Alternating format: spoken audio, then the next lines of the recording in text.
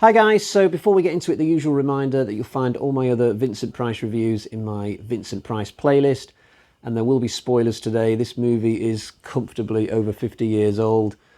So the other night I was once again bitten by the Vincent Price bug and just felt compelled to check out another one of his movies that I've not previously seen, in this case, The Witchfinder General. This film takes place back in the 17th century when witch burning was a thing. Women and sometimes men were just randomly accused of witchcraft and burned at the stake or hung or killed in some other gnarly way. So the story in this film is from that period of time, a very unfortunate piece of British history, though doubtless witch burning has gone on in other countries of the world. We even get a couple of characters in this who are based upon real people from that era.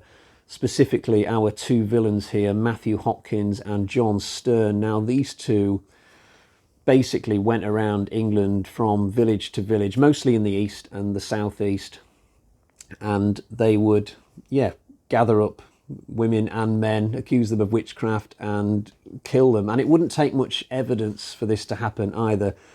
Basically, if anybody went up to Hopkins and Stern and said, "Oh, that woman over there, she's a witch, I heard her muttering to Satan, honest," that would be it. That woman would then be captured, tortured, and if she confessed to being a witch, then the torture would stop, but then she would be summarily executed. Or if she didn't confess, then she'd just die of the torture, but either way, she was pretty much going to die. So pretty nasty stuff, what Hopkins and Stern went around doing. Seemingly they had the backing of UK Parliament, not officially, but you can't go around doing this kind of stuff without support from what would have passed as police back in those days, the local council, the local authorities. Obviously the common folk would have hated their guts, but seemingly they were allowed to get away with this. And as far as I can tell from reading on Wiki, Hopkins and Stern ended up having a long career of witch burning until they finally retired and presumably died of old age. Sort of saddens me that they never really got their comeuppance for what they went around doing. But thankfully, in this movie, they do get their comeuppance. This is why I said there would be spoilers at the start of this. That's not to say that this is a happy-go-lucky horror film where we see some bad things and then, we get a good ending at the end of it. No, this is still a very bleak film to sit through, really. There's lots of torture, people being burned, people being raped.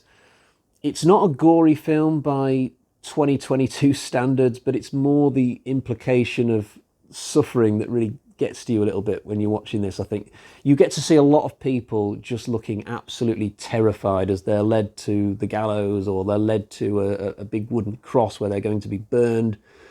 You get to see a lot of fear and misery in people's eyes at the thought of what they know is going to happen to them, or what could happen to them if they just happen to be the next person accused by Hopkins and Stern. Now, normally I am very much aware of Vincent Price whenever I'm watching one of his movies. Normally he's very commanding in any role that he does. He towers over all the other actors as he's being all theatrical, and it's enjoyable to watch.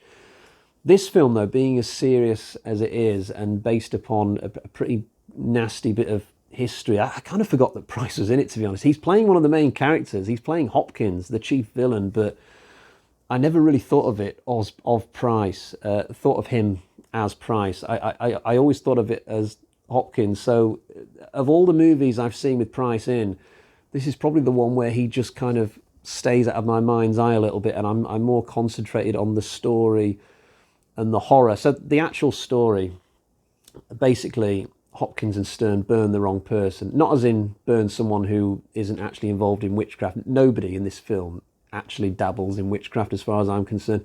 But they burn this one priest, and it turns out that he has this daughter, and with her fiance, they then get revenge on Hopkins and Stern. They track them down and kill them at the end of the movie. The two villains are very much aware that they're being pursued. There's a little bit of cat and mouse, and it's never quite clear which team is going to get the better of the other. But finally, we get our good ending. And thank God for that, because this film desperately needed it, let me tell you. I've not seen a lot of films like this, and I certainly can't think of any based upon the witch burning period of history. I did see Robert Eggers' The Witch a few years ago, and also a British horror film, also set from late 60s, early 70s, I forget which, The Blood on Satan's Claw.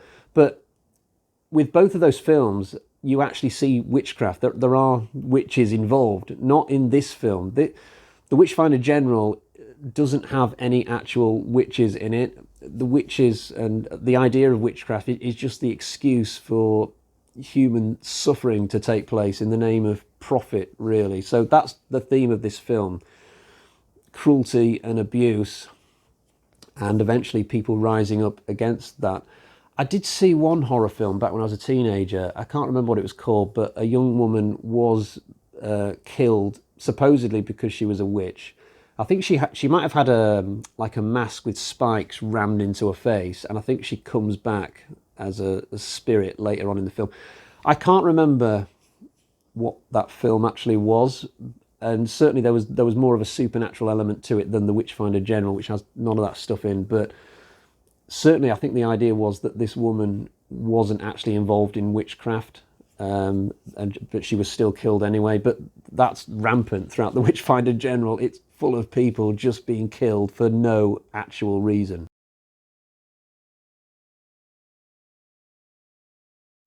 It almost feels like a Western at times, this film. We don't ever see any towns or cities. All the action takes place in small villages and hamlets, or the countryside between those places. We see a lot of people going back and forth on horseback, usually set to some dramatic music that doesn't feel like the sort of music you would hear in a horror film normally. So it does give me very Western vibes at times, the Witchfinder General. I could easily imagine a lot of this story being transferred to the deserts of New Mexico in America, maybe, and make it about some wronged guy chasing down a couple of dastardly gunslingers hiding out in some saloon somewhere. I don't think it would take too much to change the Witchfinder General into that, but this is only a sporadic feeling I get at times throughout this film. For the most part, it's just a very grim folk horror. I don't have too much to say about the main protagonist of the piece. The guy in this and his fiancée, both very nice characters, easy to get behind. I particularly like the woman who plays, I forget the character's name, but the actress is Hilary something, I think. I've not seen her in anything else before, but she's very good in this. So is the guy, to be fair. But the characters of Hopkins and Stern are far more fascinating, partly because they're based on real people, whereas I don't think the protagonists are. But also, I just found myself wondering throughout this, why on earth would two people make this their career, going around just killing innocent people for coin? It's really horrible. In the case of Stern, I think he's just a cowardly bully who enjoys raping and torturing, and he's getting coin for it in this instance, so he's perfectly happy. I think on some level he possibly suspects he's a bit of a bad guy, but he's certainly got no interest in changing the course of his life in this. Hopkins is a more intelligent person, I think, but I found it very difficult to get a read on this character throughout the film. But he doesn't actually seem to believe in what he's doing. Neither does he take as much pleasure in his actions as Stern does. I think for Hopkins it's pretty much just about the coin, and he's managed to completely detach himself from the consequences of his chosen career. But it's so odd that both of them, they don't believe in witches or witchcraft. That's plain for me to see in this. There's one scene where a woman basically offers herself to Hopkins sexually as long as he doesn't go ahead with executing her father. And Hopkins goes along with that. And I can only presume from that he has no interest truly in banishing witchcraft from England. To him, it's just an excuse for him to make some coin. So it's crazy when you think about it. This film is officially sort of about witches and witchcraft, but there's no actual witches in it. Yet people are killed for being witches by people who do not believe in witches or witchcraft. It's absolutely insane, but apparently it did happen for real.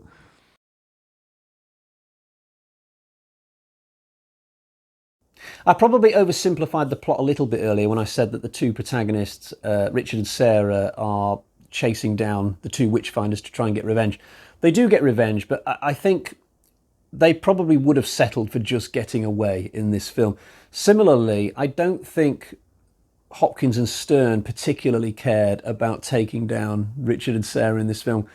What we get in the finale of this is almost like a weird convergence of these characters coming together because certain events have conspired to mean that one side has basically got to take down the other somehow.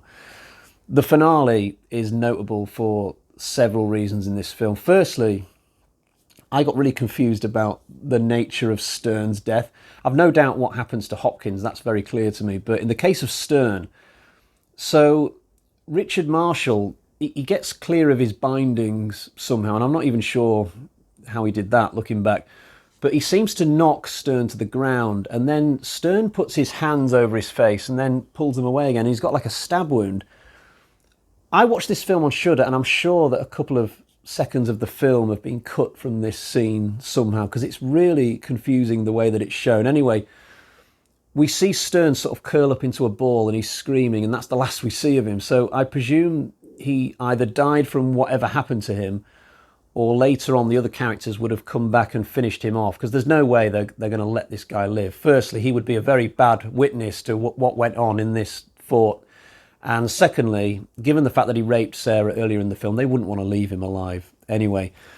After I was done watching the film, though, I kept thinking about Stern's death. So I went on YouTube and I typed in the Witchfinder General final scene, and sure enough, there was a video on there just for me that replayed what happens in the final scene, except in the YouTube version that I watched, there's 1 or 2 more seconds of film. I'm sure there is, because second time around I saw Richard stamp his boot down onto Stern's face, and presumably that's where the eye wound comes from. But it looks more like a stab wound to me than the after effects of somebody having done a stamp. It's like Richard had a high heel on and stabbed his foot down into Stern's face, but he obviously wasn't wearing a high heel.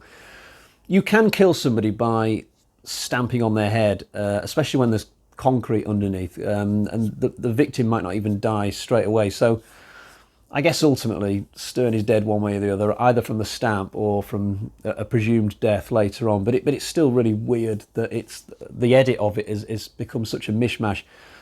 The final shot in the movie of the two protagonists just shouting and screaming, even though they've won, that they're seemingly not happy about it. It really took me back when I saw it, because normally at the end of a film like this, when the villains are dead, you'll almost get like an officer and a gentleman type thing. You know, the hero and his girl will just go out there all smiles and they'll have a kiss and they'll vow never to be apart again. But these two actually just look absolutely emotionally shattered and spent. It's like they see this film as a defeat rather than a victory. You know, they should have just got happily married and the father-in-law would still be alive and everything would be great. And as it is, they've had to go through this horrible experience. And you can just tell that this film has gone for the ultra-realistic portrayal of what the ending would mean for these two, even though they've taken down the villains.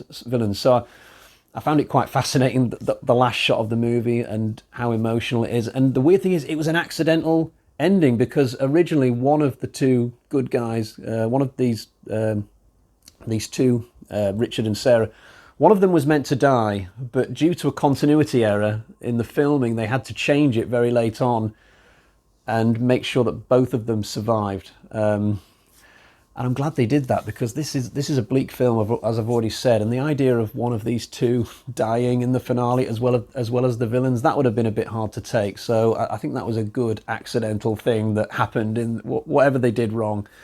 Thank God that happened.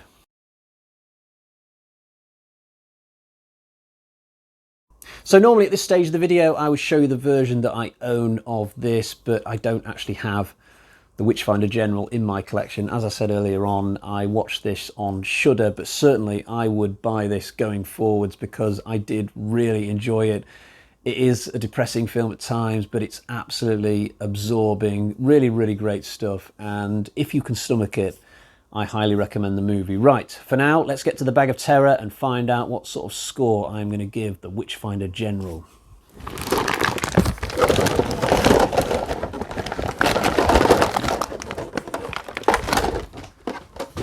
So we've got 1, 2, 3, 4 bloody axes out of 5. Excellent film. I really enjoyed it. Probably one of the best Vincent Price movies I've seen so far, and I've already seen a hell of a lot of good ones.